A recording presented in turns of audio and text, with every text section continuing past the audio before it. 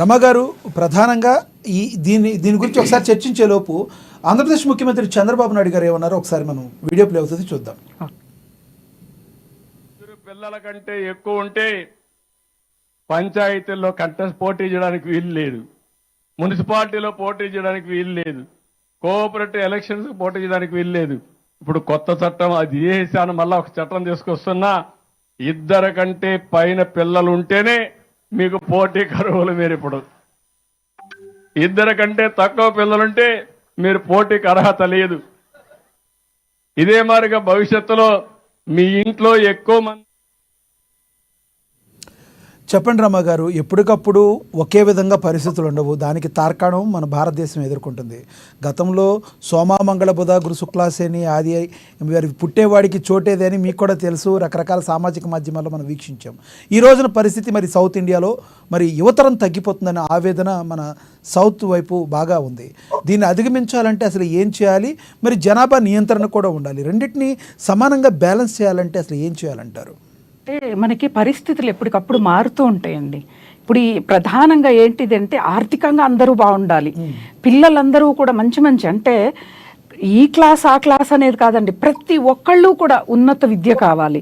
ఉన్నత విద్య కావాలి అంటే బాగా ధనం కావాలి, డబ్బులు ఖర్చు పెట్టాలి. మరి అట్లాంటప్పుడు నలుగురిని ఐదుగురిని పూర్వకాలంగా అన్నట్టు 10 మందిని కనడానికి లేదు అసలు మనకి.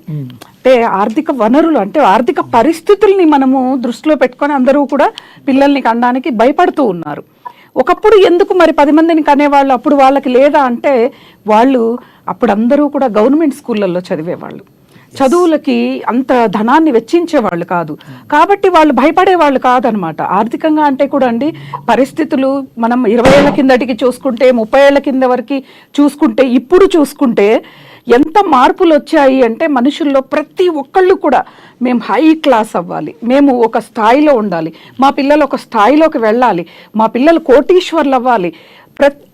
కొంతమందిని పలకరిస్తే ఏం చెప్తారు అంటే మా పిల్లలండి ఏదో నెలకి 400-500 రూపాయలు స్కూల్లో చదువుతున్నారని బాధగా చెప్తున్నారు. అంటే లక్షలు పెట్టి విద్యని చదువులు చదివిస్తేనే వీళ్ళు బాగుపడతారు అన్న ఆలోచనలో ఉండి వాళ్ళు ఒక్కళ్ళే చాలు, ఎందుకంటే వాళ్ళని చదివించాలి కదా, మాకు చదివించటానికి డబ్బులు లేవు, పెంచటానికి ఆర్థిక పరిస్థితులు బాగలేవు అనే విషయం మీద అసలు వివాహాలు చేసుకోవటానికే బాధపడుతున్నారు ఇప్పుడు కాలంలో.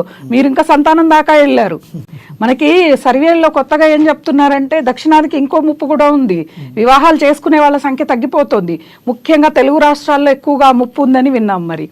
మరి వివాహాలే కాకపోతే మరి సంతానం దగ్గరికి వచ్చే వరకు ఇంత బాధపడుతున్నాం. అందరూ కూడా దృష్టిలో పెట్టుకోవాల్సింది, ప్రపంచ దేశాల్లో కుటుంబ వ్యవస్థకి భారతదేశం పెట్టింది పేరు, ఆధ్యాత్మికతకి పెట్టింది పేరు, ఉమ్మడి కుటుంబాలకు పెట్టింది పేరు. ఈ రోజున మనం అనుకుంటున్నాం సంతానమని, సంతానమే కాదండి చాలా అనర్థాలు ఎదుర్కొంటున్నాం. ఇంట్లో పెద్దవాళ్ళు ఒక్కళ్ళే ఉంటున్నారు, పిల్లలు ఉండట్లేదు, పిల్లలు ఎక్కడో ఉంటారు, ఉన్న ఒక్కళ్ళు ఇద్దరు ఎక్కడో విదేశాల్లో ఉంటారు. వీళ్ళకి ఎంత ఆపద ముప్పు అంటే ఈ మధ్య కాలంలో ఎక్కువగా 2 వృద్ధులు ఉన్నారు, చంపేసి వెళ్ళిపోయారు. అంటే ఏం చేయలేని పరిస్థితి. అంటే ఎన్ని రకాలుగా ముప్పు అనేది ఒక్కసారి మనం ఆలోచించాలి. కనీసము ఎందుకు కనేవాళ్ళు పెద్దవాళ్ళు ఇంత ముందు అంటే ఒకప్పుడు ఆస్తులు అంటే సంతానం అండి, ఇంటి ముందు పశు సంపదను చూస్తారు, పశువులు ఎక్కువ ఉన్నాయంటే వీళ్ళు ధనవంతులు అని చెప్పి అనేవాళ్ళు. ఇంట్లో 10 మంది సంతానం ఉంది అంటే దిగులేదు, ఇచ్చేసేవాళ్ళు. ఎన్ని పొలాలు ఉన్నాయి, ఎన్ని ఎకరాల స్థలాలు ఉన్నాయి, లేకపోతే ఎన్ని భవంతులు ఉన్నాయి, ఎన్ని కేజీల బంగారు ఉంది అనేదే చూసేవాళ్ళు కాదు అప్పుడు.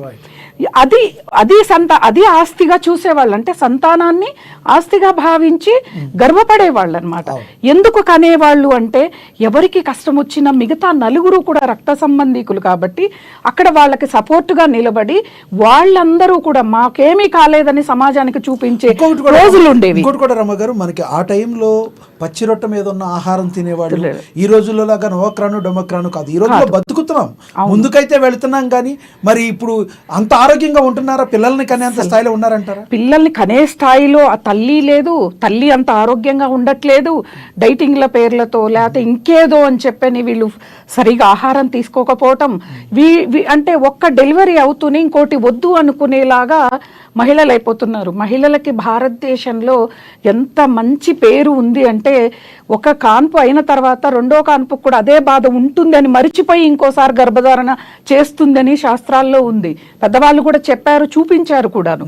అటువంటి భారతదేశంలో ఎక్కువగా సౌత్కి వచ్చే వరకు మరి ఎక్కడ తప్పిదం జరుగుతుందో, చదువుల దగ్గరనా, లేకపోతే ఆస్తులు ఇవ్వలేమనా, లేకపోతే పిల్లలు మన జలసాలకు అడ్డం వస్తారనా, లేకపోతే ఫ్రీగా ఉండలేమనా. ఎందుకంటే చాలా మంది అమ్మాయిల్ని ఈ మధ్య కాలంలో నేను పలకరించి మాట్లాడితే వాళ్ళు చెప్పిన సమాధానం, ఆంటీ మేము ఎక్కడికన్నా వెళితే పిల్లల్ని తీసుకోవాలంటే ఇబ్బంది అవుతోంది. ఇది చూసిన వాళ్ళ ఆడపడుచు పిల్లలు వాళ్ళు, అవునా అలాంటప్పుడు పిల్లల్ని కంటే ఇబ్బంది కదా అని వాళ్ళు వివాహం అయ్యాక పిల్లల్ని కండం మానేస్తున్నారు. ఇది కాదు, ఒకళ్ళకొకళ్ళు తోడనేది ఉండాలి. ప్రతి తల్లి కూడా ఆలోచించాల్సింది. ఇద్దరు కానీ ముగ్గురు కానీ కనండి. మనకి ప్రభుత్వం ఎన్నో వెసులుబాట్లు ఇస్తోంది. చదివించాలి అనుకుంటే మనకి తృప్తికరమైన జీవితాన్ని ఒకదాన్ని జీవిస్తే పిల్లలు అనేది అడ్డు కాదు, సంఖ్య ఎక్కువ కానే కాదనమాట. ఎందుకు అని అంటే సంఖ్య తగ్గిపోతోంది అని చెప్పి నేను అసలు ఇంకా కొన్ని చట్టాలు కూడా తీసుకొచ్చేలాగా ఉన్నారు.